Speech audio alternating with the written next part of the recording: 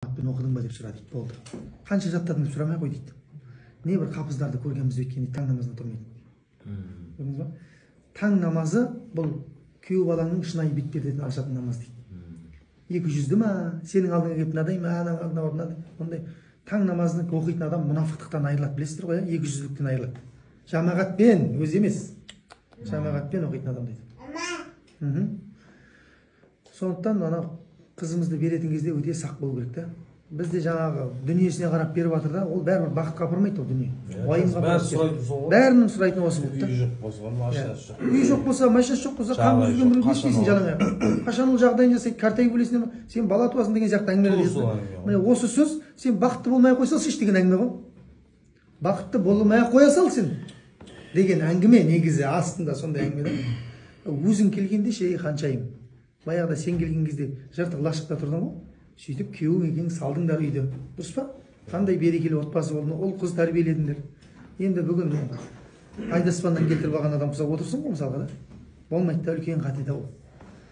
Сондықтан күйеу бала таңдаған кезде пайғамбар саллаллаху алейхи вассалам сияқты таңдау керек. Пайғамбар саллаллаху алейхи вассалам күйеу баланың тек мінезіне қарағанша. Білесіздер ғой, сахабалардың ішінде кім қайта-қайта қызын алған? Осман ибн Аффан пайғамбар саллаллаху алейхи вассалам 2 қызын алған. Яғни 2 қызды бір сәтте алу бізде шариғатта харам. Біреуін алған ол кісі дүниеден өтіп кетеді, екіншісін алады кейіннен. Екіншісі де дүниеден өтіп кетеді. Пайғамбар саллаллаху алейхи вассалам айтады, 3-ші қызың болса тағы да берер едім дейді. Сен күйеу балалыққа лайықты адамсың дейді. Өте биязы мінезі бар ғой, өте көркем сахаба болған. Не то что таң намаз, 5 уақыт намаз мешітте болған ол кісі. Жомарттықта алдына жан салмайтын адам болған. Жәннатты 2 рет сатып алған адам деген атқа ие болған Осман. Иә, білесіздер ғой. Сондықтан осы мәселелерде өте қатты сақ болу керек. Жаңағы Омар ибн Абдул-Азиздің сөзінен шығып кетіп жатыр ғой әңгіме. Сонда жаңағы басындағы отқанда кісілер бар ғой, жаңағы Омарды сұрап отқан, балаңа не қалдырдың деп отқан. Солар біз көрдік дейді да, Омардың балдары действительно мықты болып кетті дейді. Әкесі күшті нәрсе тастап кетті дейді. Не тастап кетті дейді? Алланы тастап кетті дейді. Алламен бірге болып еді дейді балдары. Алла оларды байытты дейді ғой. Барлығы шетінен адамзатқа мынау пайдасы тиетін жомарттарға айналды дейді. Қоғамға пайдасы тиетін үлкен ғалымдар болды дейді.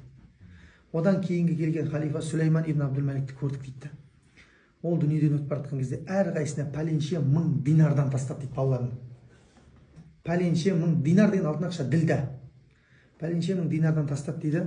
Бірақ ол Омардың тастаған нәрсесін тастамапты дейді. Құдайды үйретпей кетіп қалыпты дейді. Тек дүниемен насаттанып жүре берді дейді.